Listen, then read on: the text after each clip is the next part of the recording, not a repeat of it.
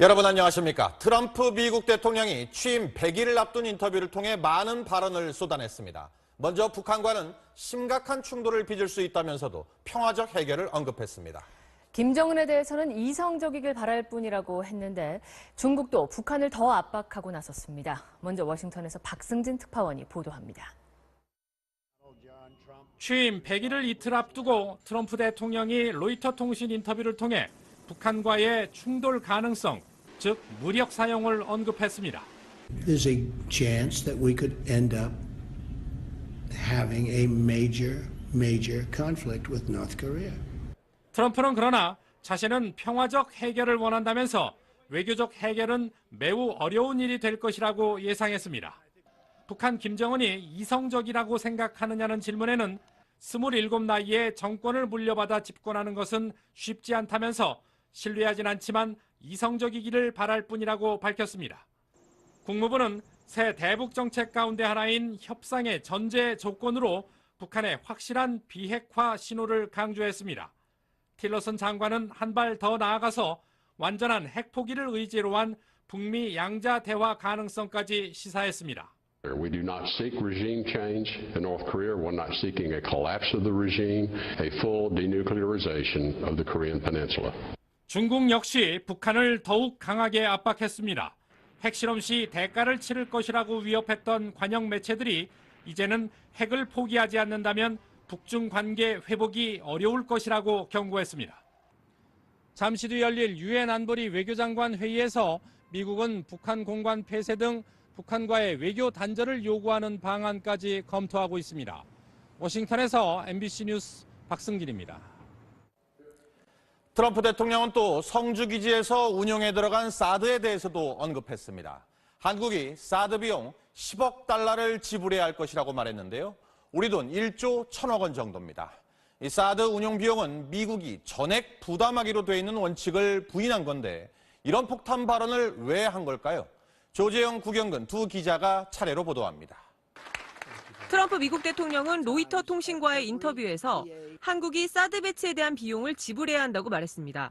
So, I informed South Korea that it would be appropriate if they paid. 부담 비용에 대해서는 사드 한 개 포대의 가격인 10억 달러, 우리 돈 1조 1,300억 원 상당으로 구체적인 액수까지 제시했습니다. Why are we paying $1 billion? It's $1 billion system. 트럼프 대통령이 사드 배치 비용을 직접 언급한 건 이번이 처음입니다.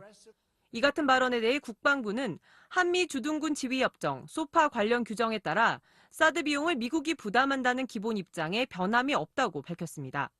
외교부도 미국 측으로부터 관련 사실을 통보받은 바 없다며 트럼프가 우리에게 알려줬다는 발언이 공식 외교 채널을 통한 합의가 아니라고 분명히 했습니다. MBC 뉴스 조재영입니다.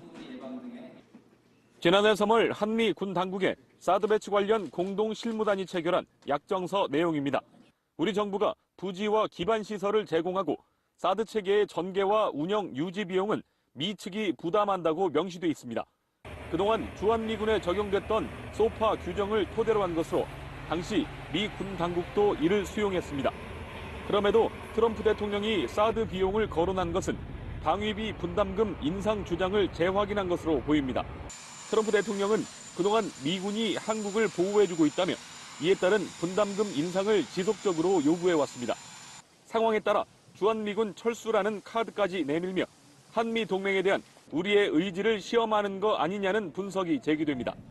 방위비 분담 문제를 포함한 여러 가지 한미 동맹 현안에 대해서 미국이 주도권을 갖고 이끌어 나가겠다.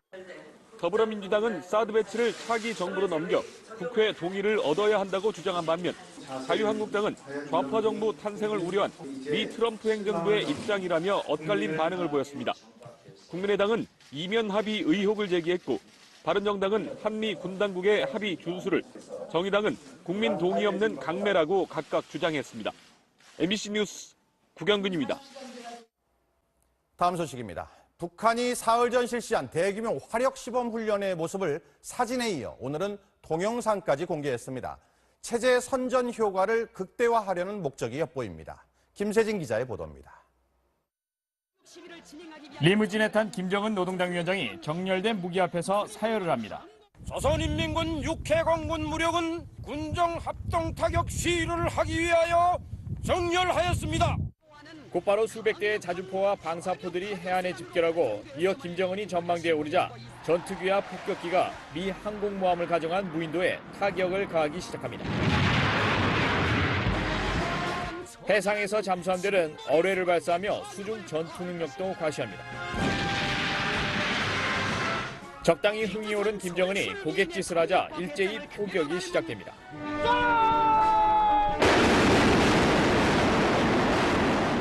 김정은은 전망대에서 내려와 직접 군인들을 격려했습니다. 북한은 헬기 촬영 영상까지 동원해 이번 화력 시범이 대규모로 이루어졌음을 강조했습니다.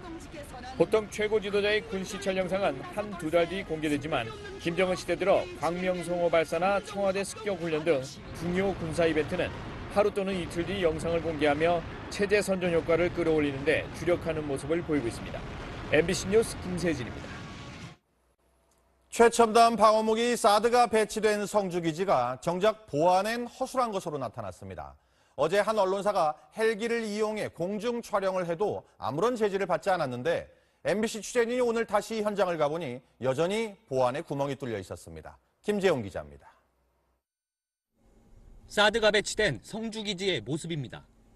군용 헬기 이동은 물론 군 관계자들이 분주히 오가는 모습이 그대로 포착됩니다.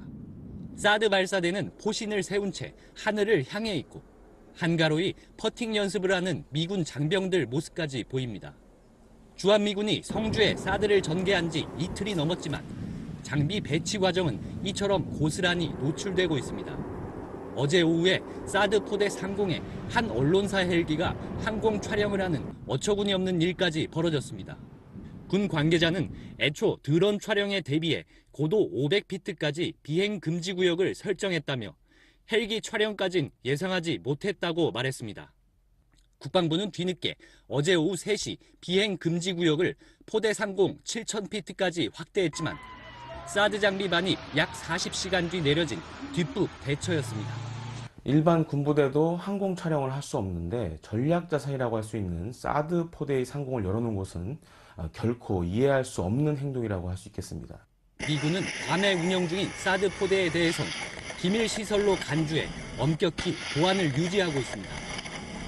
우리 군 당국이 지난해 7월 사드 전자파 우려를 불식시킨다며 패트리엇 레이더 기지를 공개할 때는 주변 지형과 산세를 노출하지 않도록 신신당부했지만 이번에는 사실상 손을 놓고 있습니다.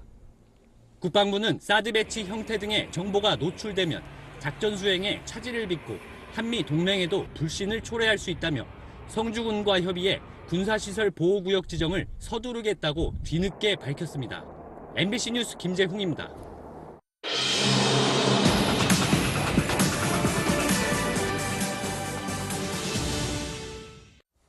최근 보수 표심 이탈로 지지율이 하락세인 국민의당 안철수 후보가 개혁 공동정부 카드로 승부수를 띄웠습니다.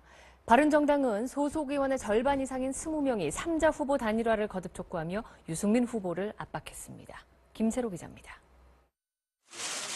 국민의당 안철수 후보는 기자회견에서 탄핵 반대와 개파 패권 세력을 뺀 모든 합리적 세력과 손을 잡고 개혁 공동정부를 만들겠다고 밝혔습니다. 사실상 비문재인, 비패권, 비박근혜 연대를 제안한 것입니다. 국민을 위한 개혁과 협치에 동의하는 모든 정당, 정치 세력과 함께 하겠습니다. 어젯밤 회동한 김종인 전 의원에게 개혁 공동정부 준비위원장을 제안했고 김 전 의원은 안 후보와 나눈 얘기에 믿음을 갖고 있다며 수락 의사를 밝혔습니다.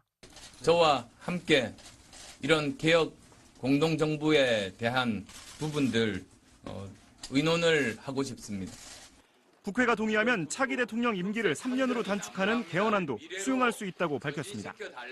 앞서 출범한 더불어민주당 문재인 후보의 통합정부추진위원회는 같은 당내 사람들과 꾸리는 것이어서 차이가 있다고 평가절하했습니다. 이런 가운데 3자 단일화를 둘러싼 바른정당의 내부 갈등은 격화하고 있습니다. 바른정당을 탈당해 자유한국당으로 복귀하며 홍준표 후보 지지를 선언한 현역 의원이 처음으로 나왔습니다. 좌파의 집권을 지지하기 위해서는 분열된 보수가 다시 하나로 합쳐야. 또 소속 의원 절반이 넘는 20명이 단일화에 응하지 않는 것은 국민의 뜻을 거역하는 것이라는 성명을 내며 유승민 후보를 압박했습니다. 그러나 유 후보는 반발했습니다. 제가 경고를 하는데 이제 흔들기 그만하고 도와주기 싫으면 최소한 가만히 있어야 된다. 인위적 단일화의 실현 가능성은 높지 않다는 전망 속에 공동정부론이 대안으로 부상하고 있습니다. MBC 뉴스 김세로입니다. 조금 전까지 보셨겠지만 5당 대선 후보들은 오늘 TV토론회 대비에 집중했습니다. 일부 후보들은 외부 일정을 최소화하며 전략작에 온 힘을 쏟았는데요. 토론회 준비하랴 유세하랴 후보들의 바빴던 하루 박준규 기자가 정리했습니다. 자유한국당 홍준표 후보는 교회연합회를 방문해 기독교계가 나서준다면 역전의 계기를 만들 수 있다며 지지를 호소했습니다. 이어 교원단체 총연합회와 박정희 전 대통령 기념도서관 등을 잇따라 방문해 보수 결집을 호소하면서 현행 대학 입시 제도와 로스쿨 제도 등은 신분의 대물림만 부추긴다고 비판했습니다. 지금은 가난한 집에 수재가 날 수가 없는 구조가 그런 잘못된 구조를 타파하는 것이 한국 교육에 나아갈 길이 아닌가. 바른정당 유승민 후보는 아파트 경비원들을 만나 최저임금을 올리면 일자리가 사라질 수도 있다는 현실적 고충 등에 관해 이야기를 나눴습니다. 일자리가 사라지거나 계약을 좀 악용해가지고 최저임금을 안 지키는 그런 부분을 국가가 어떻게 좀 도와드릴 수 있느냐. 정의당 심상정 후보는 프랑스 대선에서 마린 르펜은 한석자리 정당으로 돌풍을 일으켰다며 젊은 유권자들의 지지를 호소했습니다. 정의당은 한 석이 아니라 6석이나 돼요. 뭘 주저하십니까, 여러분? 더불어민주당 문재인 후보는 공식 일정 없이 TV토론에 데뷔하는 대신 당 선대위를 통해 일자리와 청년 정책 등을 담은 공약집을 공개했습니다. 국민의당 안철수 후보도 통합정부 구상 발표 이후 아무런 일정을 잡지 않은 채 토론회를 준비했습니다. MBC 뉴스 박준규입니다. 이번 대선처럼 대통령에 당선되자마자 정권인수위원회 없이 새 정부가 들어서는 경우 국정을 함께 이끌 국무총리나 장관이 누가 될지도 관심사입니다. 섀도우 캐비닛을 공개하자는 말도 있는데 그림자 내각, 예비 내각이라고 하죠. 영국에서 생긴 전통인데 정권 획득에 대비해 야당이 내각 강요 등을 미리 짜두는 겁니다. 우리도 필요한 것 아니냐 대선 후보들도 고민하고 있습니다. 이재민 기자입니다. 더불어민주당 문재인 후보는 집권하면 비영남 출신 인사를 총리로 지명하고 선거 마지막 단계에서 미리 공개하겠다는 뜻을 밝혔습니다. 제가 영남인 만큼 영남이 아닌 분을 적어도 초대에는 그런 분을 총리로 모시겠습니다. 인사검증 등을 맡는 제조 산하 조직을 가동하고 있다는 말도 나오지만 문 후보 측은 부인합니다. 자유한국당 홍준표 후보는 총리는 충청이나 영남, 법무장관은 호남 출신 인사를 염두에 두고 있다고 밝혔습니다. 교육부총리 같은 경우에는 정교조를 제압할 수 있는 그런 보수 우파. 청와대 안보실장은 한미연합사 대장 출신을 임명해 한미동맹을 강화하고 국방부와 기획재정부 장관 등의 당내 인사나 우파 인사를 고려하고 있다고도 했습니다. 국민의당 안철수 후보는 열린 내각을 강조합니다. 저는 오픈 캐비넷 하겠다고 했습니다. 이 문제를 해결하기 위해서 우리나라에서 최적임자가 반기문 전 유엔 사무총장을 외교 특사로 영입하겠다고 밝혔듯이 지역과 정치색을 넘어 능력 있는 인재 중심의 내각을 만들겠다는 겁니다. 일단 예비 내각 발표 자체에는 문제가 없다는 게 중앙선거관리위원회 입장입니다. 선거 전략의 일환으로 볼 수 있어 당선 목적은 매수죄에 해당된다고 단정하기 어렵습니다. 후보 측에선 오만해 보일까와 내부 잡음 등을 우려해 소극적이지만 긍정적인 평가도 많습니다. 인사 능력도 검증할 수 있고 통합 능력도 검증할 수 있고 안정감을 얻을 수 있다는 점. 예비 내각의 면면을 유권자들이 미리 평가할 수 있도록 하는 게 대선 이후 국정 안정을 위해서도 필요하다는 지적입니다. MBC 뉴스 이재민입니다. 한겨레 신문사의 부국장급 직원이 성추행 혐의로 재판에 넘겨졌습니다. 찜질방에서 잠을 자고 있는 여성에게 다가가 입을 맞췄다고 합니다. 박철현 기자입니다. 서울 중구에 있는 한 찜질방입니다. 한쪽에는 남녀가 함께 사용하는 공용 수면실이 있습니다. 지난 2월 14일 새벽 5시쯤 52살 하모 씨는 이곳에서 누울 곳을 찾던 중 잠을 자고 있는 30대 여성 A씨를 발견했습니다. 검찰에 따르면 하 씨는 A씨에게 다가갔고 이어 발로 A씨를 건드렸습니다. 여성이 자고 있는 게 확실한지 확인하기 위해서입니다. A씨가 움직이지 않는 것을 확인한 하씨는 옆에 앉은 뒤 A씨의 입술에 입을 갖다 댔습니다. 이어 피해자가 별다른 반응을 보이지 않자 다시 입을 맞춘 것으로 검찰은 파악했습니다. 하씨는 현장에서 현행범으로 체포됐습니다.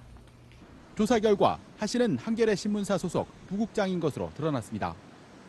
서울중앙지검 여성아동범죄조사부는 하씨를 준강제 추행 혐의로 재판에 넘겼습니다. 준강제 추행이란 피해자가 수면 등 한거 불능인 상태를 이용해 피해자를 추행한 범죄입니다. 한겨레 신문은 하씨를 대기 발령하고 징계 절차에 들어갔다고 밝혔습니다. MBC 뉴스 박철현입니다. 공무원 시험에 도전 중인 이른바 공시생이 25만 명이 넘는데 합격문이 바늘구멍이라 한 해 3% 정도만 성공을 합니다. 이런 압박감을 견디다 못해 극단적인 선택을 하는 경우가 잇따르고 있습니다. 장현주 기자입니다. 지난 24일 청주의 한 고속도로 휴게소 화장실에서 20대 남성이 목을 매 숨진 채 발견됐습니다. 4년째 준비해온 공무원 시험에 낙방한 뒤 어머니와 함께 고향으로 가던 길이었습니다. 아니 있었다라는 것만 저도 얘기를 들었고 있던 사람들은 그때 충격받아가지고. 경찰 시험 합격자 발표가 있던 지난달 23일에는 30대 공시생이 나무에 목을 맸습니다. 수첩에는 제대로 준비하지 못하고 시험을 쳤다. 더는 버틸 힘이 없다는 글을 남겼습니다. 서울 노량진 고시촌. 오랜 고시 생활의 압박은 비좁은 방만큼이나 답답하게 조여옵니다. 기회 자체가 별로 없으니까 이번에 떨어지면 바로 내년이고 내년에 떨어지면 바로 내후년이니까. 고시원과 학원에 내야 하는 돈은 납덩이처럼 무거운 부담입니다. 대학교 1학년 때부터 알바를 했거든요. 그걸 다 모아놨었어요. 다 쓰면은 또 이제 부모님한테 손벌려야 되는 거니까. 지난 8일 치러진 9급 공무원 시험의 응시자는 17만 2천여 명, 역대 최다였습니다.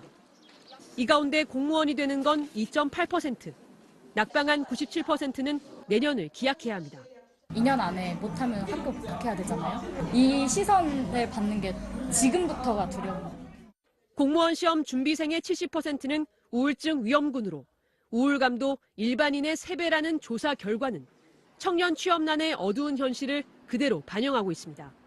MBC 뉴스 장현주입니다.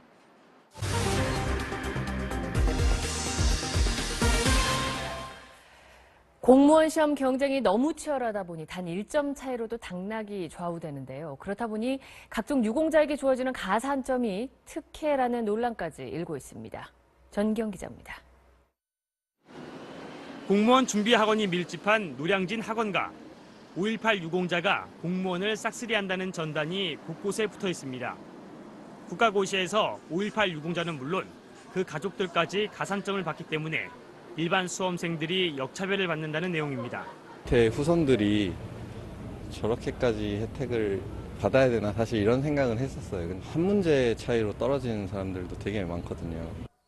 5.18을 포함해 독립운동과 6.25 참전 등으로 숨지거나 다쳐 유공자로 인정되면 본인과 직계 가족은 각종 국가고시에서 과목당 5에서 10%의 가산점을 받습니다.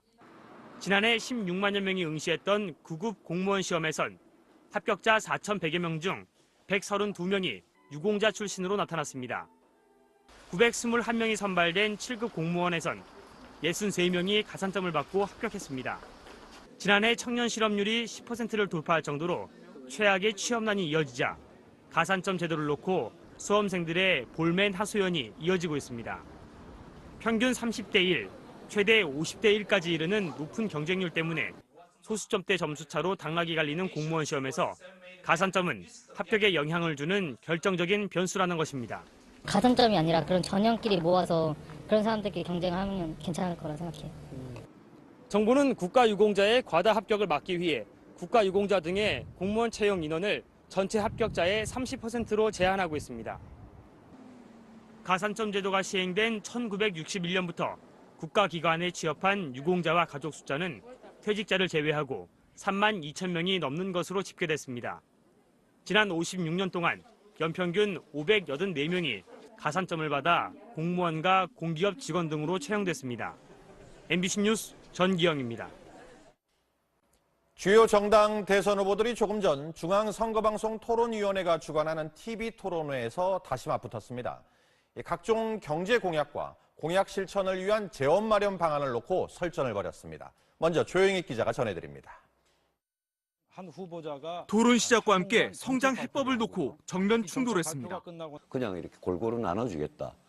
소득을 이렇게 올리겠다. 뭐 이런 건데 그 안에 그 어떻게 하는 방법이 없어요. 가계 소득이 높아져야 그러니까 그것이 소비를 촉진시키고 일자리, 그다음에 또 최저임금 인상 이런 많은 방안들. 성장을 위한 정부 역할을 놓고도 의견이 엇갈렸습니다. 민간 주도 그리고 또 중소기업, 벤처기업들을 육성해서 질 좋은 일자리를 많이 만들자. 저는 그 생각입니다. 정부가 강력한 투자를 통해서 인프라를 깔아줘야 된다고 생각합니다. 재원 마련 방안은 증세 문제로 이어졌습니다. 이명박 정부 이전의 수준으로 올리겠습니다. 200조 원의 재원을 어디서 마련하십니까? 재정 효율화를 하고 그리고 두 번째로는 실효세율을 정말 정상적으로 만든 다음에 증세한다는 겁니다. 유 후보님은 복지가 곧 성장이다. 분배가 곧 성장이다. 이 개념 자체를 이해를 못 하시는 거예요. 홍준표 후보만 법인세 인상 반대 입장을 밝혔습니다. 감세를 하거나 현재 상태로 유지하자고 하는 사람은 저밖에 없는 것 같고. 개성공단 재개를 놓고도 공방이 벌어졌습니다. 5년간 돈이 넘어갈 돈이 100억 달러 정도 됩니다. 북한 청년들 그 일자리 대책같이 보이는데 이거 취소할 용이 없습니까? 저임금을 찾아서 나갔던 기업들이 맞으면 유턴해서 개성공단으로 가는 겁니다. 대기업에 대한 시각에도 많은 차이를 보였습니다. 트럼프가 법인세를 35%에서 15%로 내린다. 삼성이나 현대차도 그동안 20년 동안 혁신에 굉장히 게을리했다고 생각합니다. MBC 뉴스 조영익입니다. TV 토론에 앞서 각 대선 후보 측은 오늘도 추가 의혹 제기와 반박을 되풀이하며 치열한 공방을 펼쳤습니다. 문재인 후보 아들의 취업 특혜 의혹을 둘러싼 더불어민주당과 국민의당의 감정 싸움은 더 격해졌습니다. 육덕수 기자입니다. 국민의당은 문재인 후보 아들이 고용정보원 특혜 취업도 모자라 바로 상급 기관으로 파견 명령을 받았고 심지어 출근도 하지 않은 상태에서 월급을 받았다고 주장했습니다. 국민 세금을 도둑질한 것이며 등교하지도 않고 마치 학점을 받아는 최순실의 딸 정의로와 사건과 똑같다. 국민의당은 문 후보 아들 준용 씨를 사기와 업무 방해 혐의로 검찰에 고발하겠다고 밝혔습니다. 문 후보 측은 고용정보원 내부 문서를 공개하며 당시 준용 씨가 파견 근무 명령을 받은 건 맞지만 6명으로 구성된 TF팀에 배치됐고 원활한 업무를 위해 주로 고용정보원에서 근무했다고 설명했습니다. 그러면서 국민의당이 제기한 의혹은 악의적 네거티브라고 맞받아쳤습니다. 지도부들이 총출동해서 황당한 허위 주장을 되풀이하면서 온텅 카더라 수준에 불과했습니다. 대구는 1번 찍는 것이 습관화됐다는 문 후보 측 박영선 공동선대위원장의 대구 유세 발언도 논란이 됐습니다. 대구 시민은 수준과 의식을 얕잡아 봤기 때문에 박영선 위원장이 그런 막말을 한 것입니다. 아무런 판단도 하지 않고 그저 습관적으로 찍어왔으니 1번 찍으라면 무조건 찍는다는 말입니까? 이에 대해 민주당은 네거티브 공세에 불과하다고 일축했습니다. MBC 뉴스 육덕수입니다. 오늘은 경제 분야 토론이었지만 사드 문제를 비롯한 다른 주제를 놓고도 설전이 이어졌습니다. 신경전도 날카로웠습니다. 천현우 기자입니다. 현 경제 상황에 대한 책임 공방이 오갔습니다.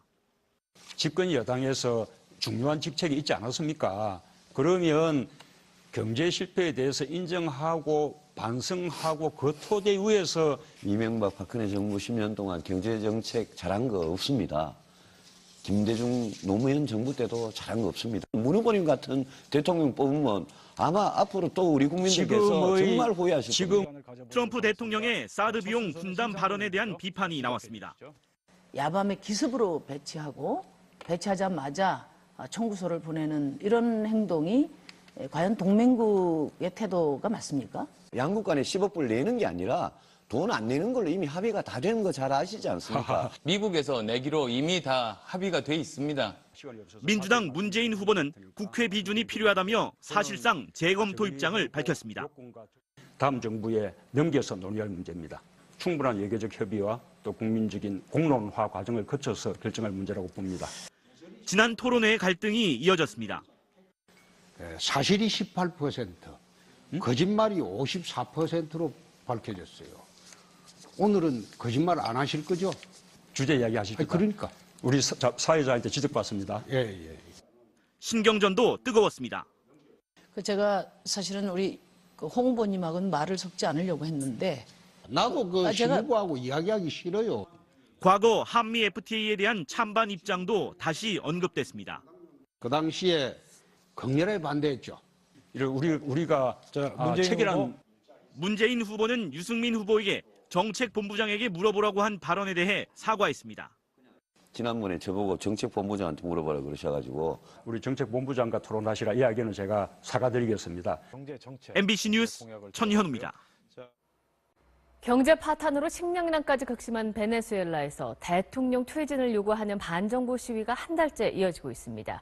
시위대 규모가 빠르게 느는 가운데 사상자가 속출하고 있습니다. 홍신영 기자입니다. 수천 명의 반정부 시위대를 향해 장갑차가 최루탄과 물대포를 쏩니다. 도심은 화염병과 최루가스로 뒤덮였고 고무탄, 공포탄 총격에 부상자가 속출합니다. 극심한 실업률과 식량난에 지친 시위대가 마두로 대통령의 퇴진과 조기 선거 실시를 요구하며 한 달째 반정부 시위를 이어가고 있습니다. 사망자만 29명에 달하고 1,500여 명이 체포됐습니다. Porque igual te vas a morir de hambre, te vas a morir de mengua, que es lo que está pasando con este gobierno. 중남미 국가들의 수장으로 불리던 베네수엘라는 3년 전 돈줄이던 원유 가격이 폭락하자 무상보육, 무상의료 등 좌파 정부의 복지 정책들이 한순간에 무너졌습니다. 뒤늦은 가격과 공급 통제의 부작용으로 국민의 약 75%가 평균 9kg 가까이 살이 빠졌다는 조사 결과가 나올 정도로 식량난도 악화됐습니다.